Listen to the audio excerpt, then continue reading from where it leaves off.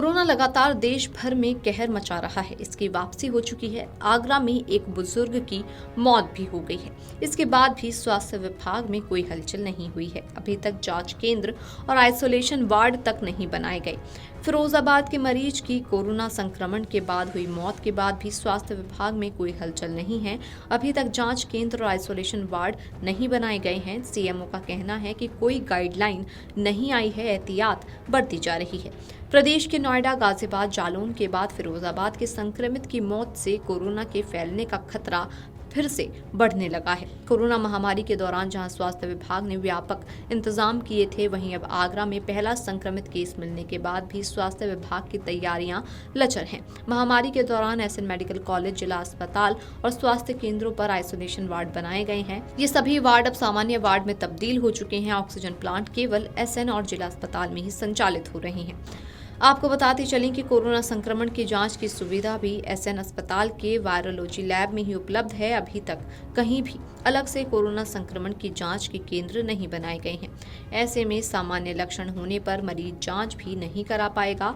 यहां तक कि ओपीडी में आने वाले खांसी, जुकाम, बुखार के मरीजों के लिए फ्लू वार्ड भी शुरू किया गया है। स्वास्थ्य विभाग के अधिकारियों का कहना है कि अभी संक्रमण को लेकर कोई गाइडलाइन जारी नहीं की गई है। एहतियात बरती जा रही है। अगर किसी को लक्षण महसूस हों तो उन्हें एसएन मेडिकल कॉलेज में जांच करानी चाहिए। सीएमओ अरुण श्रीवास्तव ने बताया कि फिरोजाबाद का संक्रमित मरीज मिलने के बाद अब अस्पतालों में एहतियात बरती जाएगी। कोरोना के दोनों सब वेरिएंट्स NB.1, 8.1 और LF.7 के मामले भारत सहित कई देशों में काफी तेजी से बढ़े हैं। भारतीय आबादी में भी इसके कारण संक्रमण में तेजी से उछाल आया है। बढ़ते जोखिमों को देखते हुए विश्व स्वास्थ्य संगठन ने अब NB.1, 8.1 को वेरिएंट ऑफ मॉनिटरिंग के रूप में वर्गीकृत कर दिया है। अब तक इसे वेरिएंट ऑफ इंटरेस्ट के रूप में रखा गया था। वेरिएंट ऑफ मॉनिटरिंग का मतलब है कि अब वायरस के इस रूप को लेकर प्राथमिकता के आधार पर ध्यान देने और निगरानी की आवश्यकता है। साथ ही वेरिएंट ऑफ इंटरेस्ट के दौरान वायरस में हुए परिवर्तन और इसके प्रभाव को समझने की कोशिश की जाती है। इस वर्गीकरण का मतलब होता है कि वेरिएंट ज्यादा चिंताजनक नहीं है। हांगकांग, सिंगापुर से शुरू हुआ इस बार का प्रकोप अब भारत में भी रफ्तार पकड़ने लगा है।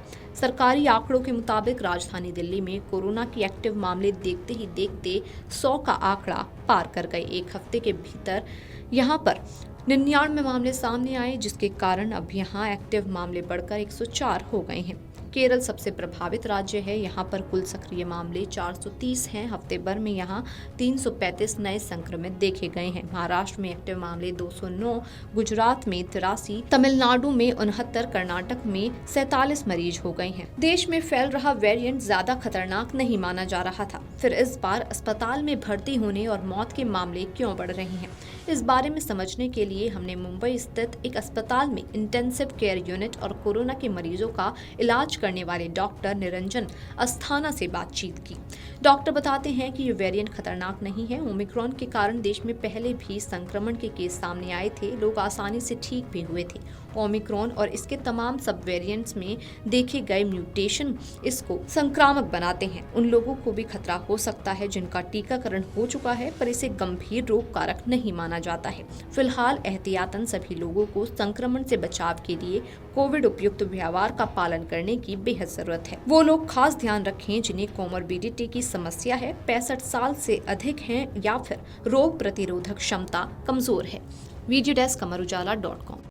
अगर आप ये वीडियो YouTube पर देख रहे हैं तो हमारे चैनल को सब्सक्राइब कर बेल आइकन दबाएं और Facebook पर देख रहे हैं तो हमारे पेज को लाइक करें।